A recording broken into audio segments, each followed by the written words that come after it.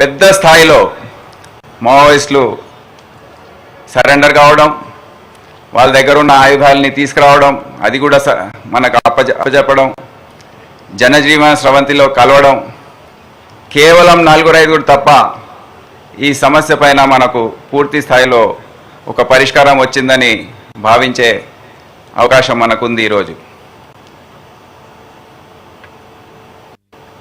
తెలంగాణ రాష్ట్రం ఒక ప్రత్యేకమైన స్థానం మన దేశంలోనే ఉంది. ముందు నుండి కూడా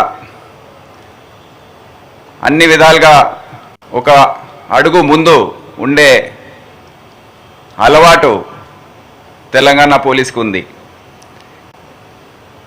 తీవ్రవాద సమస్య అయినా కానివ్వండి, దాని తర్వాత టెక్నాలజీని అడాప్ట్ చేసుకోవడం, ఏ సిస్టమ్స్ తీసుకొచ్చినా అది తర్వాత తెలంగాణ పోలీస్ని చూసి దేశంలో ఇతర రాష్ట్రాలు దాన్ని అమలు చేయడం.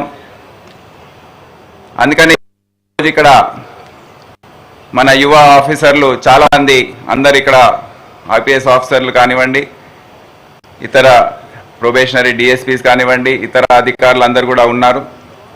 ఈ గౌరవం ఏదైతే తెలంగాణ రాష్ట్రానికి ఉందో అది ఎట్టి పరిస్థితుల్లో మనము వచ్చే రోజుల్లో కూడా కాపాడుకోవాలి. దాన్ని ఇంకా ఉన్నతమైన స్థానాన్ని తీసుకెళ్లాలని వారందరినీ కూడా